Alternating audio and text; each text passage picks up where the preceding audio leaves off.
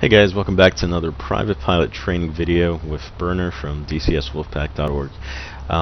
So what we're going to talk about today is short field takeoffs and landings. And here's my home airport again. We'll be departing runway 23, and then we'll demonstrate a short field takeoff, and then I'll talk about short field landing and the pattern. So short field takeoff, you want to obviously use as much runway as possible. We can't take off from the taxiway, so we'll taxi up to the runway. And one of the things I want to show you here is our goal line. So our goal line will be that first taxiway where the taxiway intersects the runway there. That's going to be our goal to stop the airplane. Alright, so short field takeoff is pretty simple. You hold the brakes down, you wait till peak RPM, full power, wait till peak RPM, and release the brakes. And we want to launch at 60 knots in the 172N model. May differ for your specific type, your specific model of the Skyhawk.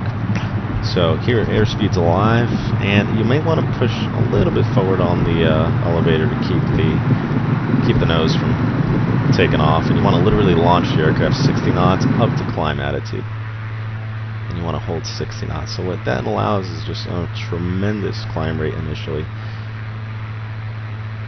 and it'll clear any 50-foot obstacles that you may encounter.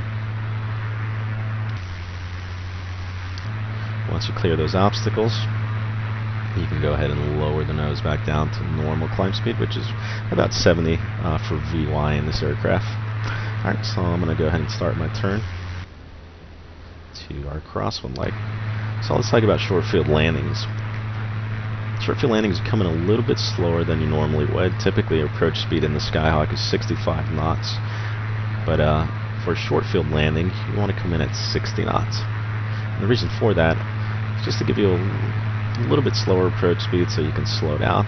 And the goal is to continue coming down, descending, as well as bleeding off airspeed all the way down to touchdown. And then you want to retract flaps, get on the brakes as soon as you can, maximum braking, and stop the aircraft as fast as possible. A little bit of an updraft there. Alright, you may have noticed that I have switched to the Coronado aircraft, and it's a great platform. It actually flies really realistically. Once you trim it up, I mean, look at that, it pretty much holds. I'm going to trim it out a little bit here. 2,000 RPM, that's the exact setting that I use in the real aircraft. It's holding 2,000 feet, which is my pattern altitude. 80 knots, 2,000 RPM. It's not going anywhere. That's how realistic this thing is. Alright, so we pass the beam. Check the fuel selector is on both. Check. We'll throw the carb heat out, back to 1,500 on the RPM, and we'll select one notch of flaps. Alright, we'll turn our base leg here. And like I said, you're shooting for 60 knots, not 65.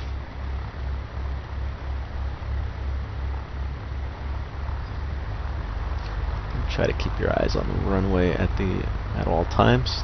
So there's the threshold, and we do have a 50-foot obstacle, which we don't have. I know I've said that before. There's 20 knots. Okay, so here I want to start thinking about slowing down to 60. So I'm going to extend 30 degrees.